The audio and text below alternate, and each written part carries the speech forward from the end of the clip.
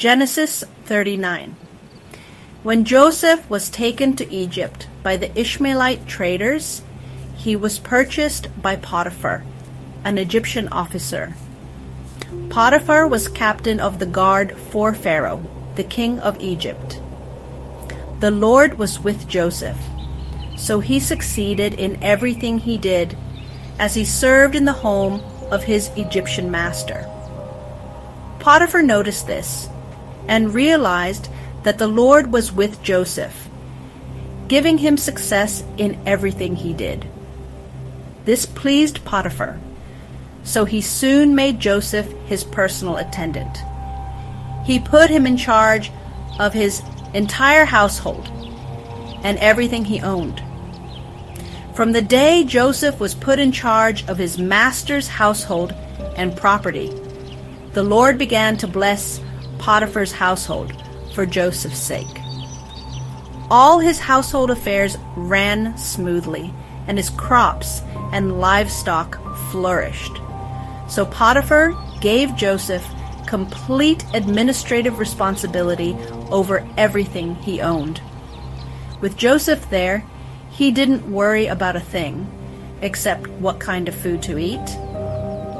Joseph was a very handsome and well-built young man, and Potiphar's wife soon began to look at him lustfully. "Come and sleep with me," she demanded, but Joseph refused. "Look," he told her, "my master trusts me with everything in his entire household. No one here has more authority than I do. He has held back nothing from me except you, because you are his wife. How could I do such a wicked thing? It would be a great sin against God." She kept putting pressure on Joseph day after day, but he refused to sleep with her, and he kept out of her way as much as possible. One day, however, no one else was around when he went in to do his work. She came and grabbed him by his cloak, demanding, "Come on, sleep with me." Joseph tore himself away, but he left his cloak in her hand as he ran from the house. When she saw that she was holding his cloak and he had fled, she called out to her servants. Soon all the men came running. "Look," she said, "my husband has brought this Hebrew slave here to make fools of us. He came into my room to rape me, but I screamed. When he heard me scream, he ran outside and got away, but he left his cloak behind with me." She kept the cloak with her until her husband came home.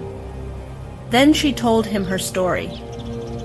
"That Hebrew slave you've brought into our house tried to come in and fool around with me," she said. "But when I screamed, he ran outside, leaving his cloak with me." Potiphar was furious when he heard his wife's story about how Joseph had treated her. So he took Joseph and threw him into the prison where the king's prisoners were held, and there he remained. But the Lord was with Joseph in the prison and showed him his faithful love. And the Lord made Joseph a favorite with the prison warden.